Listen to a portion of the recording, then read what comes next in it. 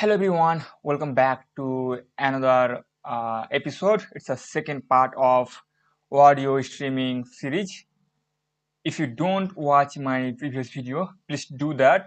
Otherwise, you cannot catch up with this episode or video. Okay, so we are building a audio streaming platform similar to Spotify type, or the layout should be YouTube type. Okay, so we already set up our basic backend code structure, like all the models and models, maybe raw, maybe index.js, all the setup, like how to create in MongoDB or the technology you are using, the tech stack we are using. So you already set up. And in this video, we are gonna work on controllers.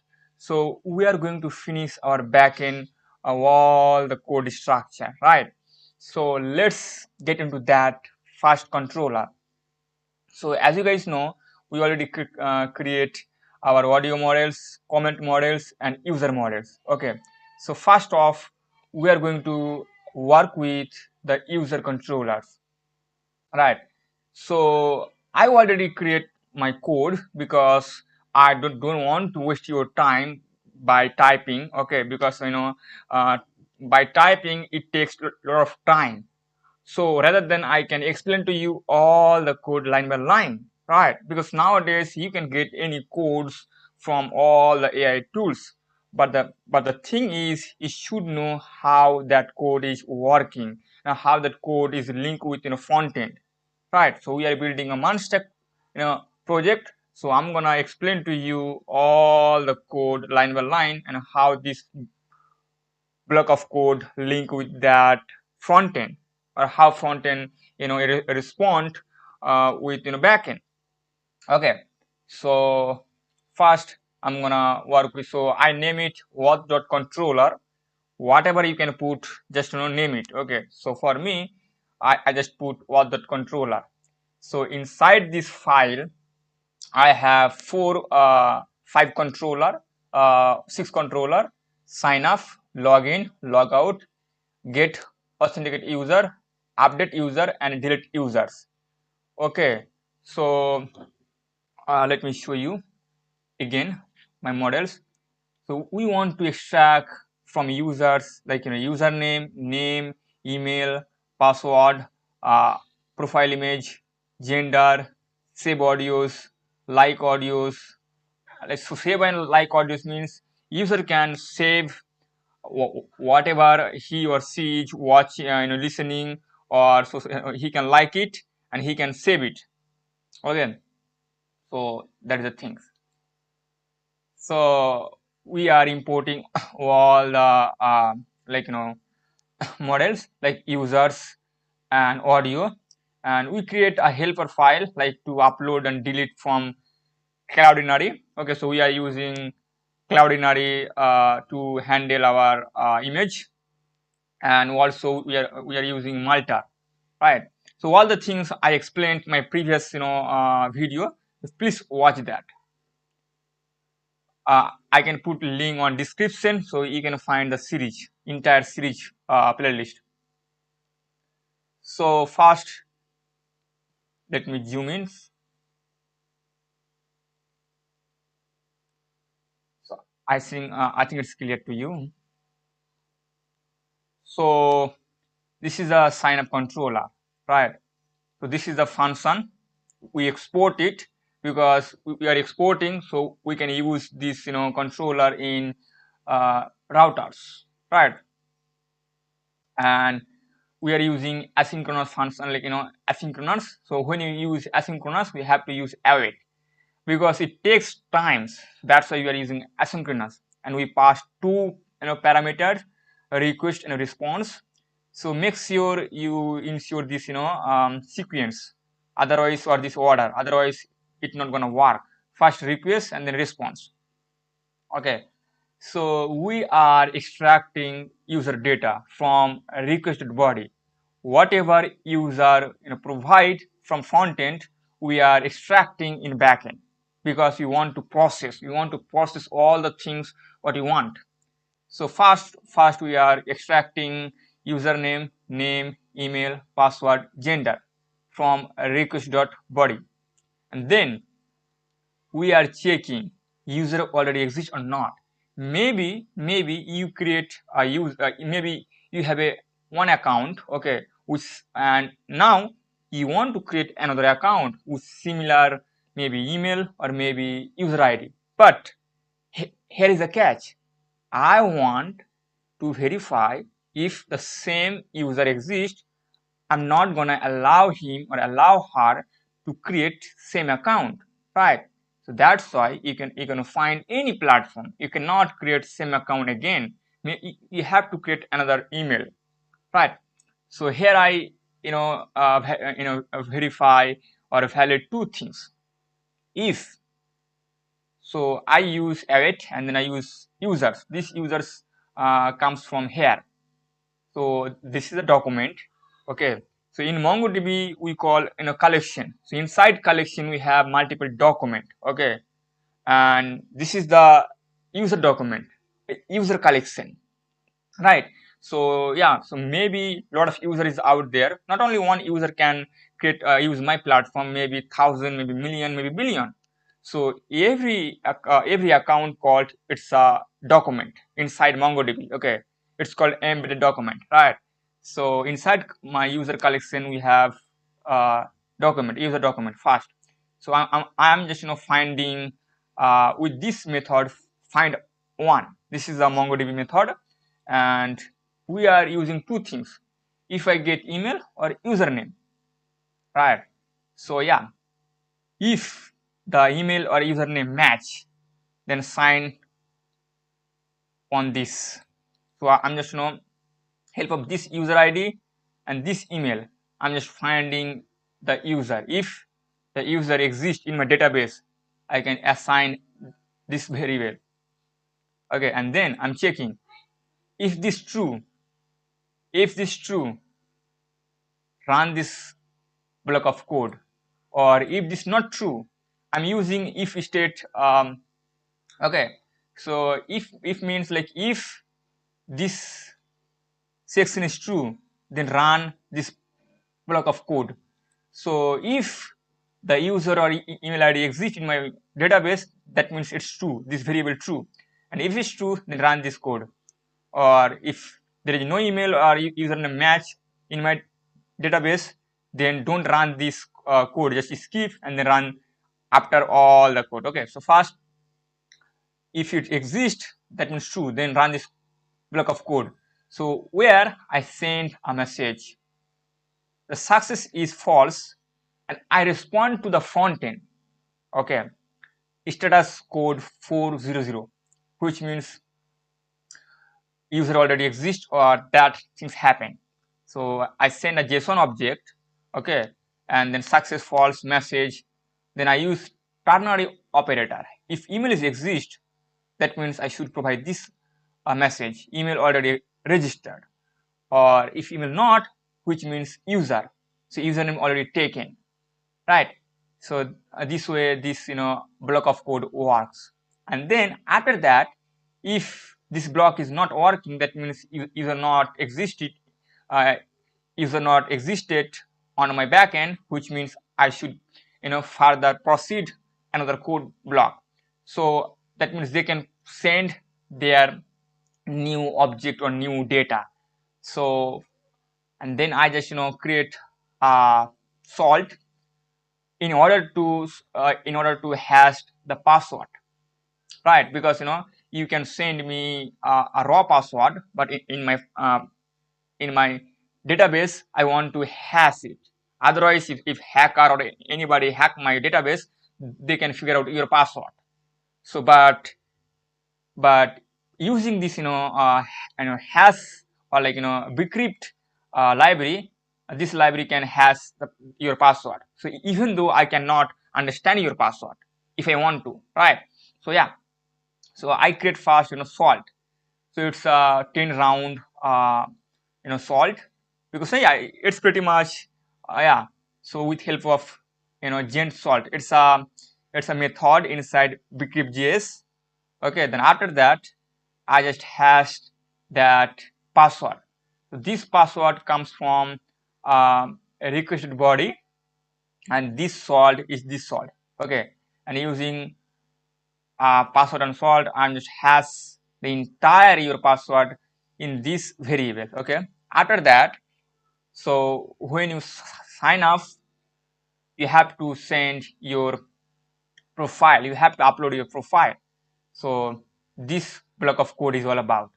So first I'm first I initialize empty string, right? So I can use further in my code. So I just track in a request to file. If it's true, that means user send a file. Okay, so this block of code yeah will be running, right? So I'm using upload to Cloudinary. It's a helper function or it's a helper utility. All the code I created already. So if you don't watch my previous video, or if you watch, so you can understand how I created. And then so request file path. So this is the optional parameter or optional chaining I handle in upload to Cloudinary. Okay, so requested file, whatever file I'm getting from users, I'm processing, and then I'm just assign in this result from Cloudinary. Okay, whatever you upload, I just upload, and then I assign here, and this is the folder name. And then after that, I want just one thing, secure URL. Lot of data or metadata is in Cloudinary, but just I'm care about the secure URL. You can care about other things, but not today. Okay, so I can create a result and I access secure underscore URL, and then I assign in this profile image variable. So guys, you can see first I initialize as an empty string, and now it's fulfilled with this URL, entire URL. All right, and now after doing all the things, now it's time to create object instant. So because you provide all the data from frontend, and now I process, after processing and validation all the things I need to, and then I should create a document inside my user collection, right? As I told you, in MongoDB we have a collection. So here is user collection, but the more user use my platform, the more document I should have. So there is a structure. So I already defined in MongoDB as a schema, and now whatever I get from frontend, I just process, and then I should create an instant. Somebody call instant, somebody call object. So yeah, so there is a new keyword. So using this keyword, we are instant, like yeah, we are create an instance, user instant or user object, right? So username, we are using username which comes from body, and the name, email also, and then password. So inside password we are assigned has password, right? And I think actually this, I think this is the code, okay, actual code, but MongoDB can understand if the both file name is similar, then if you write this way, so it's okay. But if your variable and exact path is not same, you have to do this way, right? If your password and password are similar, so if you write this way, MongoDB can understand. Okay, but here hash password is not similar to password, so that's why I assign inside password, because this is my object of inside a schema. This is my field, and this field I created manually here, this field, right? So I have to assign here. And then gender comes from body, and then profile image. Okay, so after creating my instance, I have to save in MongoDB. So there is a method called save. So we have to run it, and new users this variable name. So and make sure we have to use await because it takes time. So that's why we are using await. And then new user dot save, we run it, and then I'm just generating JW token here. Actually, if you don't like to generate here, don't worry, even though we can create in login controller, but just I'm just creating, yeah, because lot of things before login, you want to make sure he or she or user have the JW token or cookies. Okay, so yeah, so that is the things. So we are create a variable name called token, and then we are using JW. It's a library. This library, JSON web token, and we just name it JWT, right? And this is the method assign inside JSON web token, and we are sending two parameter, right? Inside first parameter is user ID, that means user payload, and second is it's a secret key, right?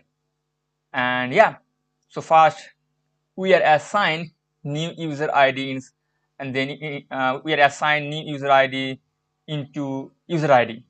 Okay, so wherever we want to extract this user ID, we have to use this key, this variable name user ID. Okay, and how we get it? How do you get it? We get from new user dot underscore ID, and then process dot env gw secret. We already have inside our environment variable, right? And then we are set up expiring date. So this token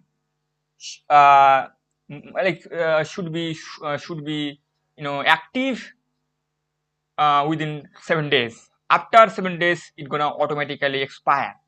So this is the expire date, like 7 days. And then we are setting up HTTP cookies. So which means only HTTP only can access it. You cannot access with JavaScript. So we are using cookies, and this is a response. Okay, and this is the name token, and this is this variable name we are sending, and yeah, and then it's an entire object. So inside this object, all the things. HTTP only true, then secure, process, env, node env, production, and then same side is check. That means some wildfire or hacker cannot hack it. That is the things, and max date is age 7 days.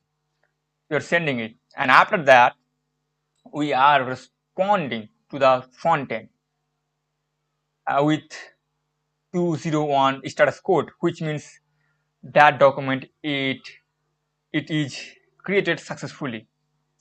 We are sending JSON object, so success is true, and message account created successfully.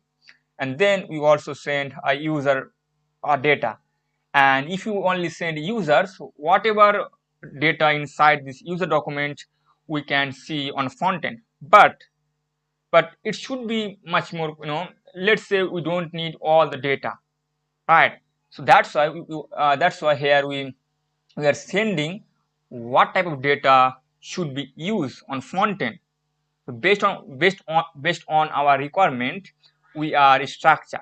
So first we need ID, okay, then username, email, profile image.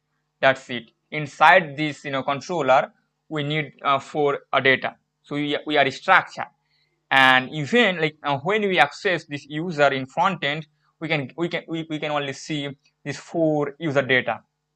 Don't worry guys, I can decode everything when you are like when we will working on a front end. Okay, so I will come back to this, I would come back to this again, and I can relate this code with front end, so don't worry. And then as we use try block code, so inside try, whatever code we written, okay, we have written, if if any bad things or if any fault or any bugs or any error is happening inside try block, okay, that block not gonna work. So we can catch this catch block, all the error, whatever is going on in the try block. So we console log error uh, for debugging purpose, and then we are sending 500 response to the front end, which means it's a internal server error. This is a message error creating account. So even though we can understand, like even we can understand, like from where we get the error, right? So this is a sign up controller, and login is similar to sign up, but here we have just two things, email and password. Because after creating like after sign off, then you have to log in, right? Because you create your account, but let's say you want to revisit, so it should uh, log in, right? Maybe you can log out, so you need to log in. That's why we are caring about login. So we are extracting email and password from request body, and then we also finding that user ID if exist or not, so with help of email, okay. And then we are checking if email is exist, that means this variable is true. So we are using if statement. If this user, we are here, it's a not operator, which means if it's true, it's replace false, it make it false. If false, it make it true. So let's say if user is not true, that means the email is not exist. So email it means email not exist, so which means it's true, right? Technically it's true, right? So it means there is no user in my database, so we have to run this block of code. So we are responding to the front end, hey, it's not valid email or password. Just check out your exact password what you put on when you create or while you creating your account, okay. So success false, message invalid email or password. I think you got it, man. And then also we are verifying email, and now we have to check a verify password, okay. So we track, like we extract the password from users, and now it's time to match or compare whatever password we have we set up on backend. So we are not setting off like password as a raw, as I told you, like we are using hash. So we have to make sure that backend password and then front end password is similar. So there is a method called compare. Okay, so we name it is password valid. This is a variable name, and we are using await because it's take time. This is a bcrypt library, and compare is a method from bcrypt, and this is a password. This is a password from request body, and this password inside is a document, okay. So we are comparing two things. If the password is not exist, which means from body password and from uh, uh, uh, one like database password is not matching, which means this false. If it's false, so run this block of code, that means invalid email or password, similar message, right? And after that we are generating JW token. Guys, you can generate one login controller or one sign up controller, but I want to make sure both. So yeah, similar logic I already explained to you, right? Similar things. And here I only care about two things or three things: user ID, username, and email. That's it. Right? Similar things. Nothing is fancy. So this is the login, and now this is the logout. I think it's very simple. Just we have to clear cookie from browser. right? So if you clear cookie from browser, that means you are log out. So we are doing here same thing. So this is the response, and this is a clear cookie. It's a method from cookies. So we are using cookies, right? And this is the token, and this token from here, what we already set up, right? When you sending, and similar things, nothing else. Just we clear the cookies from browser, and yeah, we are just sending message log out successfully, and then it's a catch block, right? Yeah, I think now you get it. You got this, man. Now get authenticate users. This is another controller, which means we are not allowing, we are not allowing anybody to do all the things. Some platform, you watch some website, they allow you, okay, to watch their content or watch their profile or maybe their UI, but you can't do anything. So in order to do that, you should have login user. You should be login users. So how you can ensure you are a login users, right? So we have to create some controller so we can track you are login or not. That's why we need this controller, get authenticate users. So we are verify you are authenticate or not. So we are just we are defined user ID, and we are tracking request.user.user ID. Guys, as I told you, this user ID comes from middleware. Look at here, man. Look at here. I told you that this user ID we assign here, and then let me middleware. Where is middleware? Yes. So yeah, request.user. So here we are decoding users, right? This is the payload. This is the result payload from login or sign up. So this is the token, right? So I explained this controller, okay, on my first video. Just watch that. And yeah, this is the request. So inside decode, we have that user ID, and then we assign request users. So this is the request users. So inside we have user ID, right? And we are using this is a chaining, which means if user ID is undefined, it's not gonna crash. But if you don't use this uh, question mark, it means if the user ID is undefined, your code will crash. So in order to ensure my code it's not gonna crash, so that's why we put the chaining. Okay, and yeah, it's a chaining option. So and then we are checking it. What if user ID not exist? We should provide user not authenticated, and the code is 401. All right. After that, after checking, let's say user is authenticate. That means there is an ID inside user ID. It means it's true. So if it's true, this block of code it's not gonna work.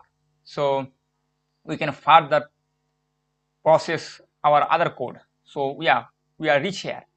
So we assigned called user, like we name it user, it's a variable name, and then we use await. Now we are finding all the information what you want to send with this controller, with this response. So we are find by ID. This is a method, and with help of user ID. Okay, and then we are not gonna send password. So that's why we use dot select minus password. And then what you want to send, we are going to send with help of populate method. This is the MongoDB method. So whatever you want to send, you can send. Okay, so we are going to send this, and we have to this is a path. So inside my audio document, we have shape.audios.audio ID. Okay, let me show you again. Oh, no. Where is the models? No, I think we have here, man. This is a shape audios, right? And we are assigned audio ID, right? This is a field, shape audios dot audio ID. So we can see this entire audio object, and then title, thumbnail. Inside audio ID, what type of data we want to send, because if you don't use this select, it's not going to work. So you have to specify what type of data you want, and this is a model. Like if you don't use, it doesn't matter, but I use it, title, thumbnail, URL. So we want to provide just title and thumbnail URL, and then also we populate again like audios. Okay, because we have also like audios. Okay, yeah, inside audio ID. So another structure is you also populate like audios dot audio ID. So you can see the entire audio document, and then I want to provide title, thumbnail URL, author, profile image. And then after doing that, I want to ensure user exists or not. If which means this, I just find user ID. Let's say this user ID not exist um, in my database, which means user not find. So I have to show the message. That is this code. This block of code is all about. All right, and then we are sending this response to the front end. Success true. We are not sending message. If you want to, you can, and then we are sending users. Okay, inside this user. So already we structure all the code. That's why I'm not gonna structure again. Okay, let's say, yeah. So that's why just I send user. Whatever I structure here, you can see inside this user document on front end, and then catch block. Similar things. I think I don't need to explain again this catch block how it's work. So we are console for debugging purpose, and then we are sending 500, which means it's a internal server error, and success false message error fetching authenticate user. You can put the meaningful message based on your things, and it's an error message. So you can see on front end, right? So this is the get authenticate users, and then so we want to provide other two features.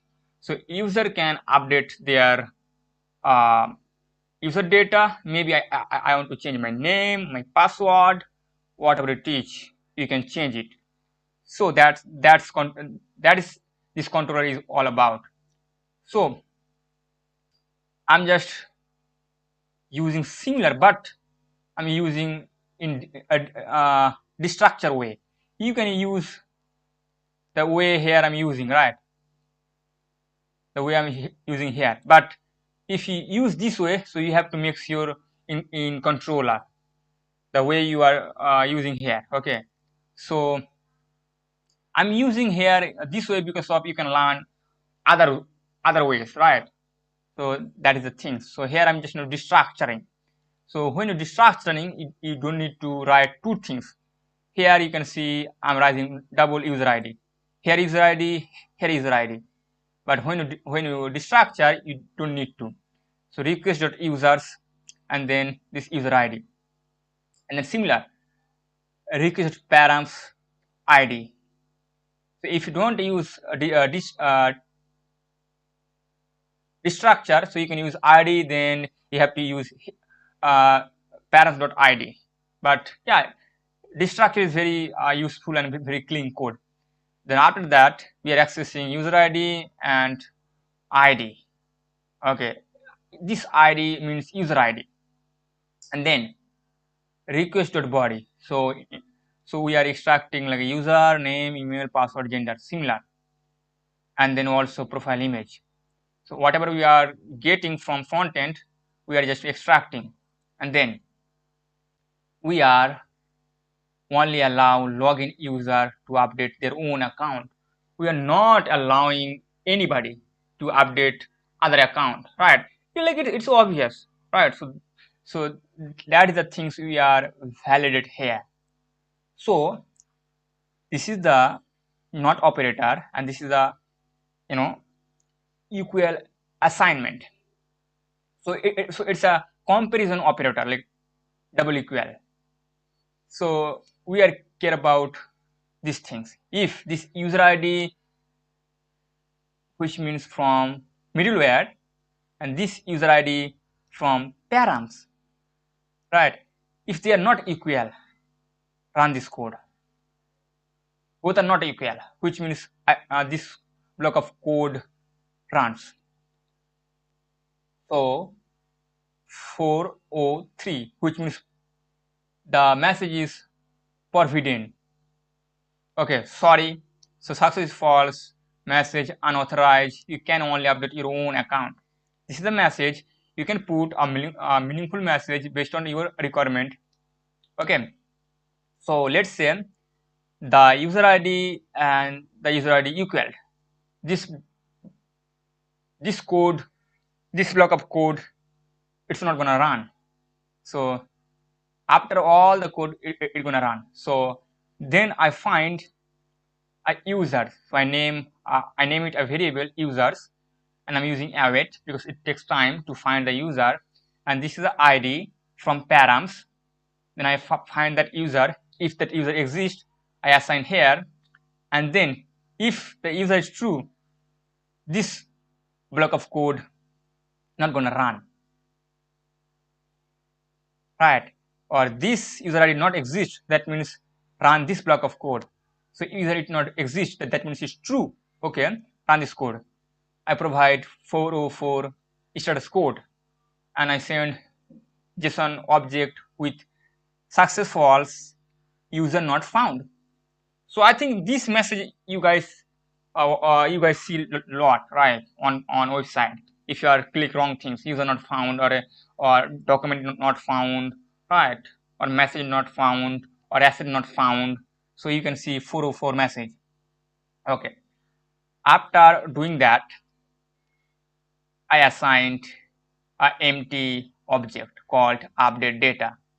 Okay, I initialize it, so I can put all the data what you get from content inside. So at first we have nothing, so that's why we put empty string, empty object. So user update with uniqueness check, right? So I'm just checking username, and it's an AND operator. Username not equal to username. If let's say you are updating same username, let's say you have, let's say my name is injajul @1, this is a username, and again I'm just putting same things. So I'm not going to allow you just to do the same things. So I just make sure if it's true, that means you are not sending same username. That means it's going to run this entire block of code.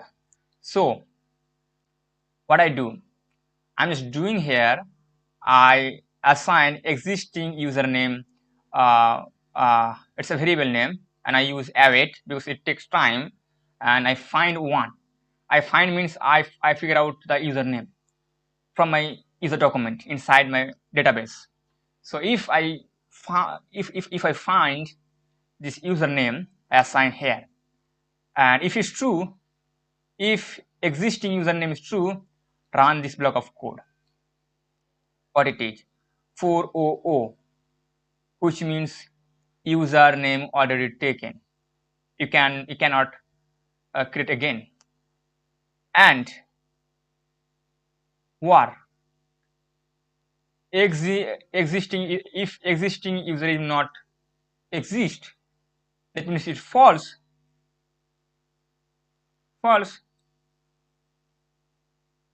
update here, run this username trim. I can trim because you can space, you can send a space, so here I can trim out. So yeah, update dot username I assign here. Okay, and now it's time to update email. Right, so yeah, same code, same things, nothing fancy. Similar way, here I manage username, here I manage handling email. Same code. You can understand, but here I just matching. This is the you know yeah, you can search on uh, any AI tools like ChatGPT, like how I can match the email. So yeah, nothing else. This code and this code is similar. Just here I am just managing email, and here I username, nothing else. And then also name, gender. Yeah, if name is there, so like I'm not using here return keyword. If you, because I'm using inside one line. Let's say if you put here, so you have to use a return, otherwise it's not going to work. So if you use in one line, so yeah, if you don't provide return, so it's okay. So similar things, name dot yeah, if name and name, then assign update data, similar gender. And now I'm updating password update with hashing. If password is true, then run this block of code. So inside I have nested if statement. If password dot length less than 6, then run this block of code. Sorry.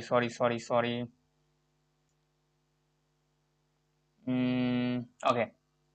So the message is success false. Password must be at least 6 character. Okay, and then same things, you have to sort it, and then you have to hash it.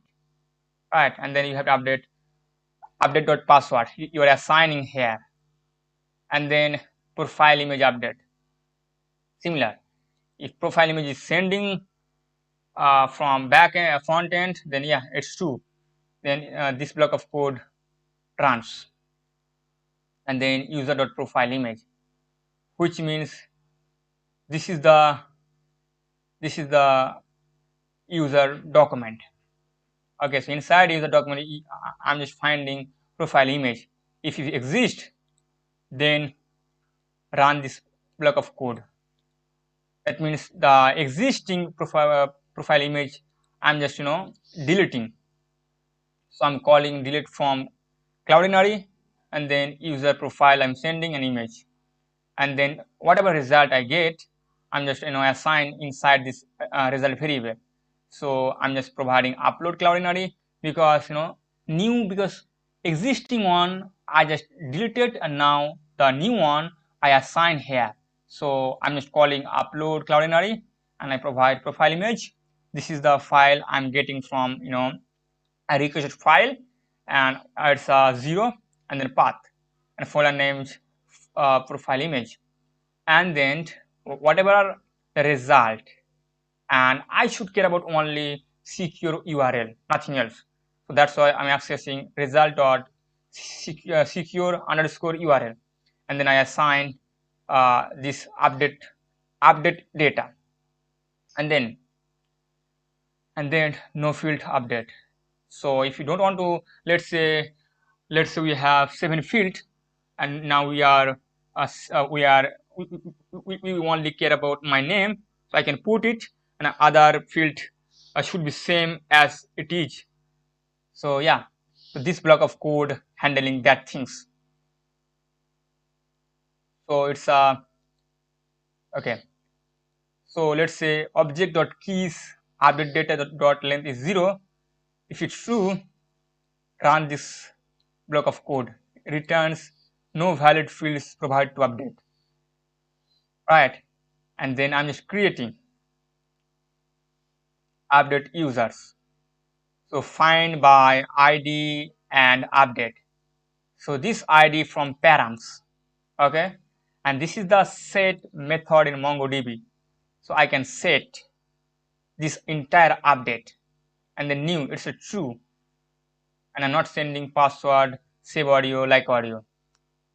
And then because I'm just so I'm creating all the things. Now it's time to update my MongoDB database, my MongoDB user document. So with help of this block of code, I'm just doing that, and then I'm sending 200, which means it's successfully, right?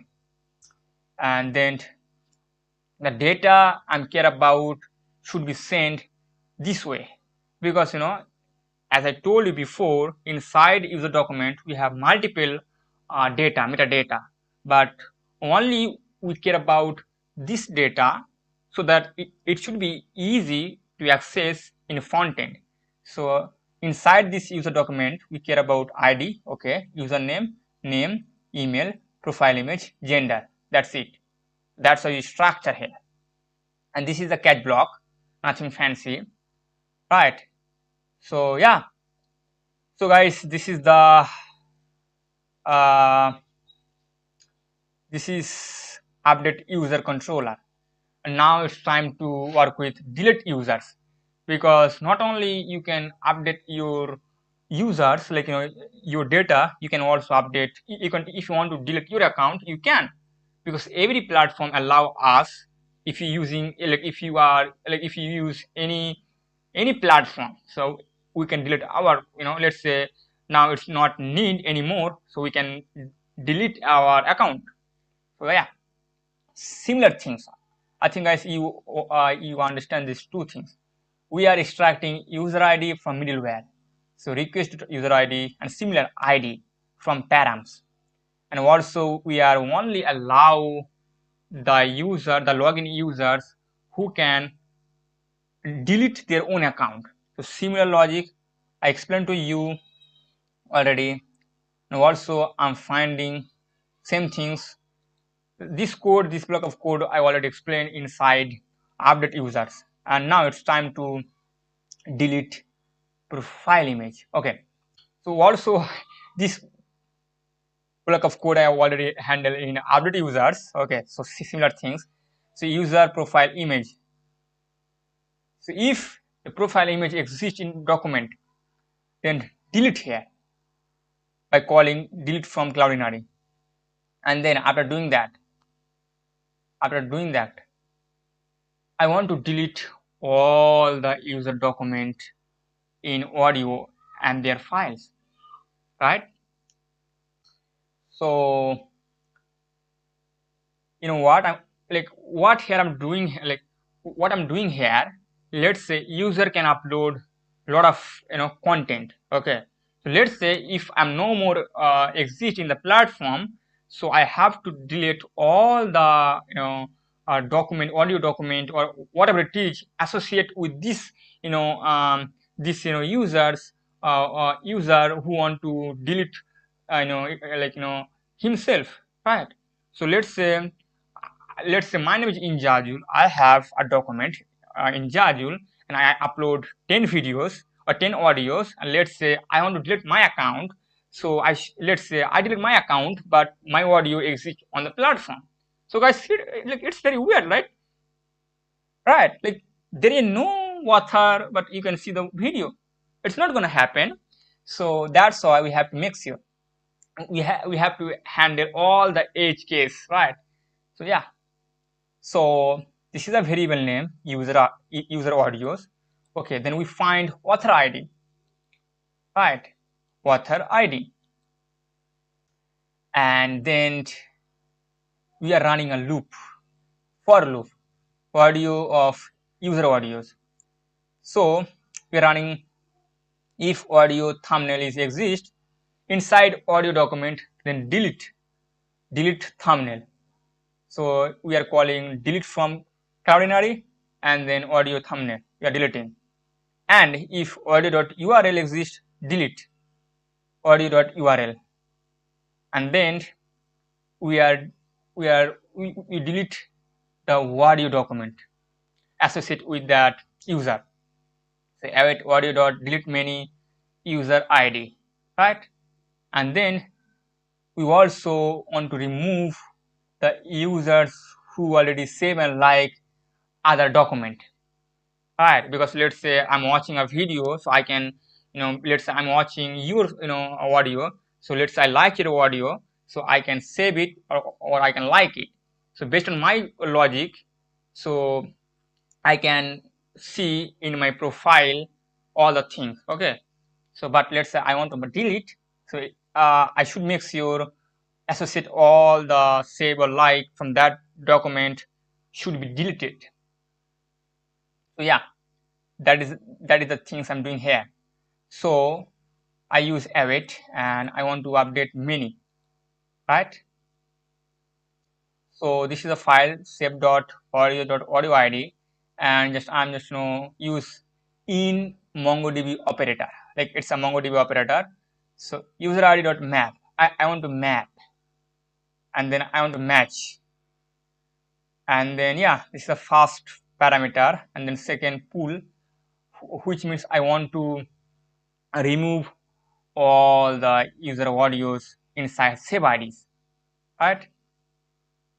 Here I want to make sure, and here I want to just pull from that user ID. I'm running map because maybe I have multiple document, right? So yeah, similarly here, like audios, user update many, then like audios, similar code, right? Here I'm doing for save audios, and here I'm doing for like audios, and then after that I'm gonna delete that delete users. So user dot find by id and delete id. This is a user id. I send it and then delete. And also I want to make sure I want to clear the cookie from browser. That's why I have to respond these things. So yeah, I think you guys see this code in login or sign up a controller. So similar things I'm doing here, and then I should respond to 200, which means the action is complete. User account and associate data deleted successfully, right? Then the catch block. I think you guys watch many times, right? So this is the user controller, right? This is the user controller, and yeah, this is the user controller, and now we work with this user controller. So make sure you imply and you copy all the things. If you mistake, I think this code it's not gonna run. So I think it's time. It's been 50 minutes. So for today's video, I think yeah, so far it's amazing, and thank you so much for watching.